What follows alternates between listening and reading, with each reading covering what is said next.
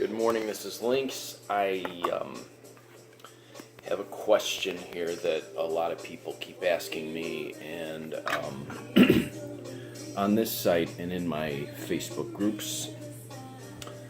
One in particular, Wild Ass Cartomancy, my Facebook group, Wild Ass Cartomancy, someone asked the question again, so it seems to me a lot of people are struggling with the idea of how to get to that point where you can make that leap to doing readings professionally. You've been practicing, you've been reading for friends and families. How do you make that leap? So people are always asking me, how do you know you're ready to make that leap to professional? You know when you know, and maybe you don't. That's my answer. That's my best answer. To sound as enigmatic as I possibly can. My belief is that if you're ready, everything will line up and it'll work. The first time I started working professionally, I ended up through a series, it just fell in my lap. I mean, someone asked me if I could do it and would I like a job. That was it. I was in the right place at the right time. Someone asked me if I could do it, and I said yeah, and he said show me, and I did, and he gave me a job. So that was that. So I believe that it sort of lines up. But I guess to do it in small increments, because people want to be comfortable with this. They're afraid to make the leap. And I'm going to say this is not a career field. If you want to do this as a career, it's not one where you can't take a leap or you're afraid to change. This is not the right career if that's the case. Let me say that first. If you're afraid to make a change or you're afraid to make a leap, this is not the career, because it doesn't favor that. Secondly, you have to be adaptable.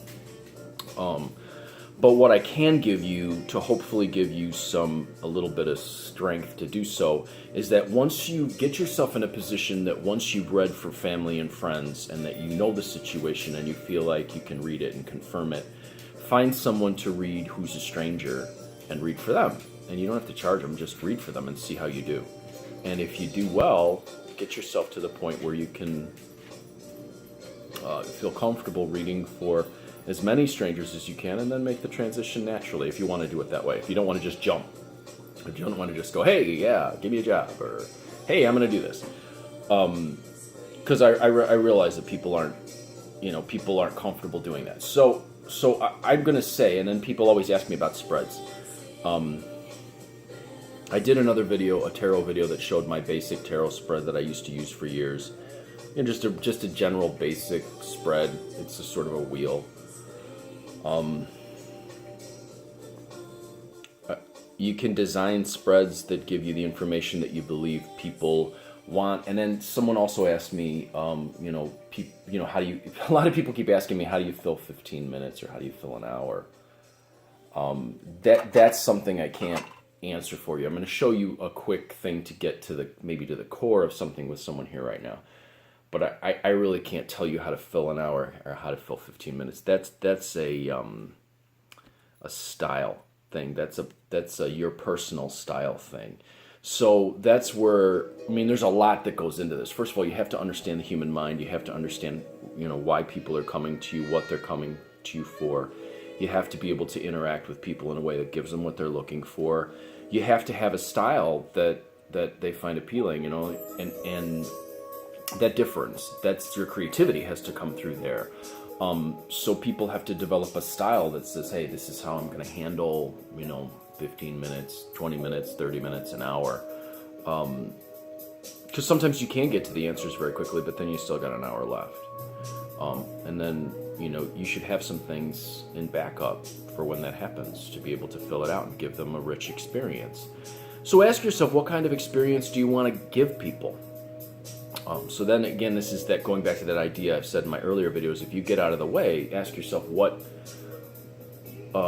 experience would I like to give people, and what experience would they find value? What are they looking for, and how can I provide value for the value that they're giving me? How can I provide a value for value exchange? If you can ask yourself what value you can provide and how you can provide it, it might be a clue to that. So your personal style will show you how to do it. I have a lot of personal personal tricks and a lot of things up my sleeve that I don't show in videos, and that goes into what I do for my clients. So I guess the best thing I can say is get yourself out of the way. Be aware that the clients are coming to you for some sort of exchange. They want something. What is it that they want? How do you give it to them best you can without trying to force it? And how do you,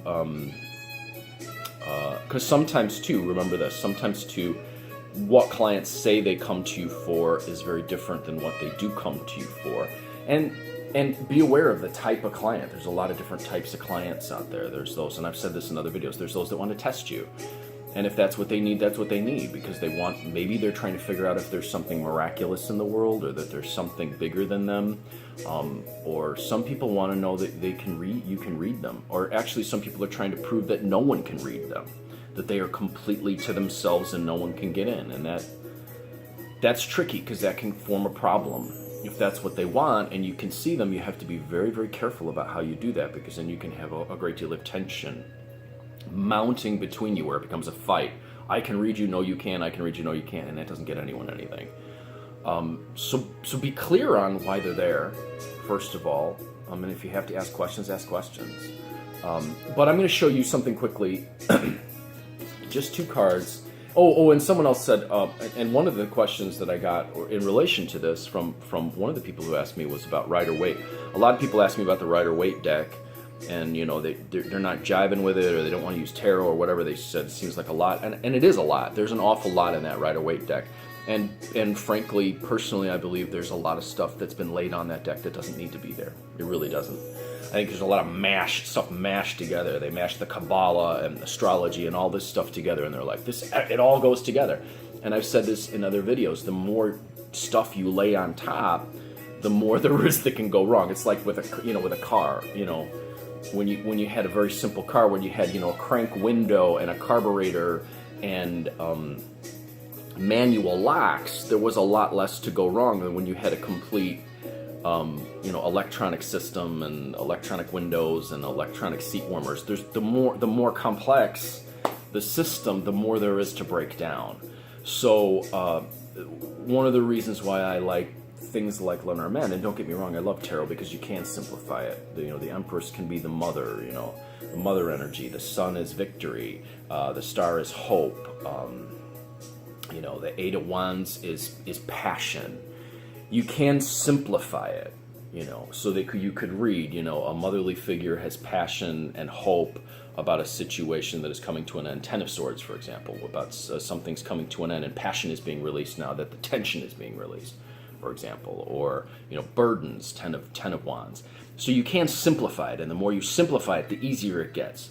So if you're reading a tarot deck and then and you're finding that it's very complicated because you're trying to lay the astrological correspondences and you're trying to lay the Kabbalah over it, and it's very, very involved stuff that doesn't need to be mashed all together because it creates confusion. And quite frankly, if you're telling people, if you're explaining, some Kabbalistic, teaching to a person who comes to you and just wants to know what's going to happen in their job, you're going to lose them. They're going to be very confused. That's not what they're coming to you for. So know what they're coming to you for, and simplify as much as you can so that the message is clear to them. That's why I like things like the Lenormand or things that are. It's why I created the dice that I created with very simple symbols. The symbols help to keep things simple and practical. So with that said, let's say someone sits down and you're like, where do I start? Because you're trying to get to a person. They're sitting in front of you. You don't know where to begin. You don't want to just lay cards down because you're uncomfortable doing that. Try this. What's relevant to this individual? So a woman sits down and she says, just read me. And you go, okay, what's relevant to this individual? Okay. So we've got the scythe and we've got the bouquet. There's a loss of pleasure in her life. Okay, start there.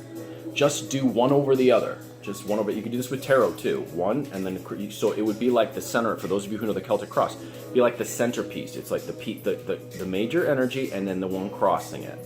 Okay, so there's a loss of pleasure in your life. So you say, I feel that you're coming to me because there's a loss of pleasure in your life. And then you ask, are we connected? Is that a connection? Is that true? And she says yes. And then you go, okay, about what? So then you go, that's the book,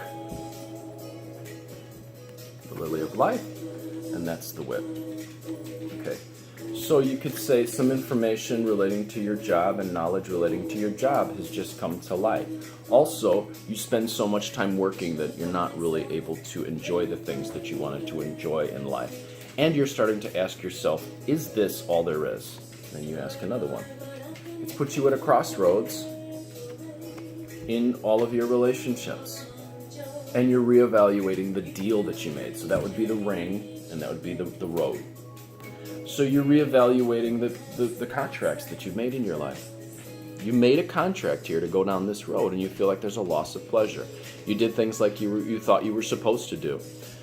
It didn't work out, and now you're at a crossroads, and you're reevaluating the contract that you've made for yourself and the relationships that you have with other people, because it's affecting those people too. And then the man is in the next piece, and the woman. Specifically, there's a relationship between you and an individual and a man. So there's a partnership here, or a marriage that would look like a marriage. That's actually, there's a great deal of loss of pleasure because the stuff that you put your value in, the stuff that you've been working on all your life, the stuff that you've been investing your energy in, has created a loss of pleasure, and it's putting strain on your relationship, specifically your marriage. So that's how you would build out from there. Start with what's relevant to them.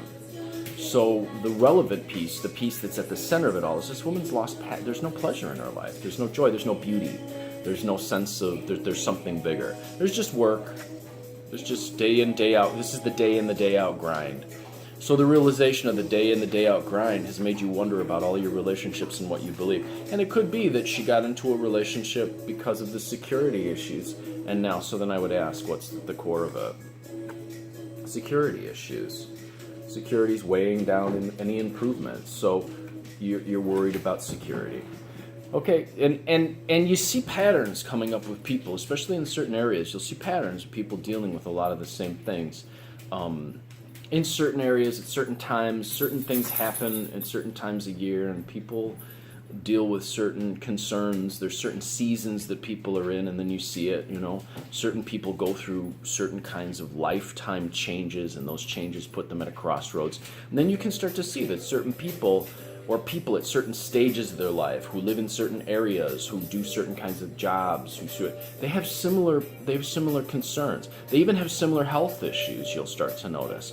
So start with two. Start with just two, and you go, okay, what's relevant to this person? Okay, the ship. Okay, so a journey has come to an end. The ship and the coffin.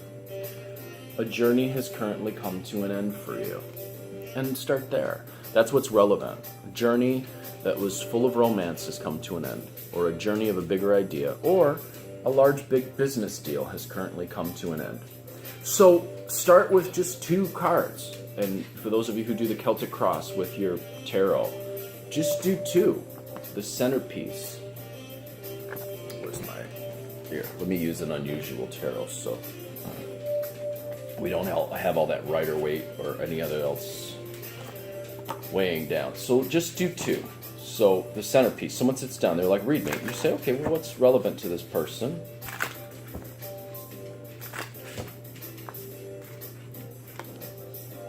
Okay, so we got the King of Swords crossed with the Queen of Swords, or the Queen of Wands. There is a conflict between two people, a man and a woman. One feels that she's not being appreciated. The other feels that they're looking in different directions. They have different goals. So you see, he's looking one way, she's looking the other way. They have different goals than they thought that they were gonna.